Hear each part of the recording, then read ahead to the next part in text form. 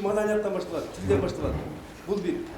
Экинчи, биздин каада салтыбыз, үрп адатыбыз, улуттун ар намысы, баалуулуктар деген кайда калган? Биз буга чейинки чыдап көрүп жүргөн, угуп жүргөн шумдуктуу окуялардын баарын кайдыгерлигибизден жол берип келдик. Жарым жылаңачтар бизге сулуулар конкурсунан баштап бардык жерде туура эмес иштерди көргөздү. Ошондо биз уялып отурдук. Эми ошонун баарына жол бергендиктен ар бир министрликте өзүнүн иштерине түркөйлүк менен, билимсиздик менен мамиле кылгандыктан кыргыз элинин ар намысы, кадыр баркы, бүт баалуулуктары тебеленип, үрп адатыбызды жокко чыгарып, чет мамлекеттерге шылдыңдала баштадык.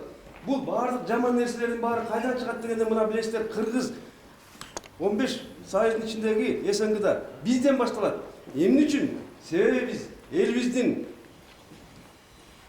айкөлдүгүнөн, карапайымдыгынан, жөнөкөйлүгүнөн пайдаланып, бизди ушул нерсеге түртүп жаткан ичтарлык, көрө албастык, дүнүйөкорлук, ач көздүк жана башка нерселердин баары биздин башчыларыбыздын канына сиңген.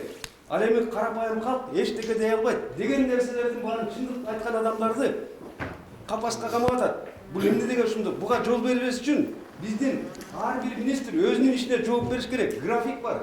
Bir ay murun, bir yıl murun sizlerge gelip atçot beriş gerek da, men mamamça ötközüm dep. Oşoğun sizler talap kılışыңар керек. Мыйзамга мунун баарын киргизиш керек.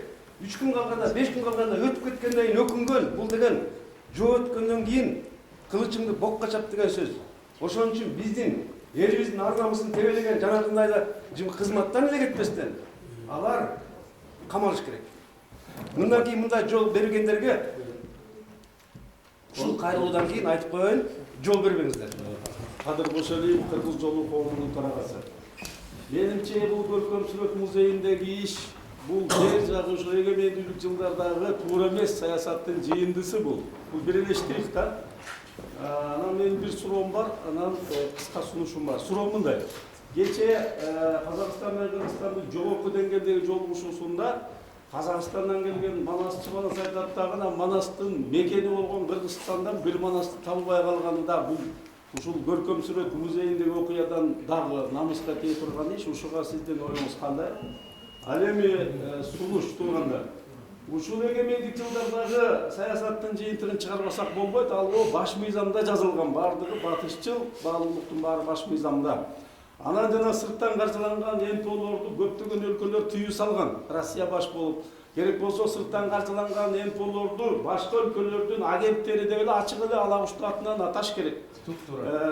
Ошого келдик азыр. Биздин экс президенттер баш болуп, мурдагы министрлер баш болуп, ошонун ичинде жүргөндөн кийин, демек, сырткы күчтөр өзүнүн мындай бир максатына жетейин деген жерге чейин келип калды. Бирок кыргыз эл ага жол бербейт.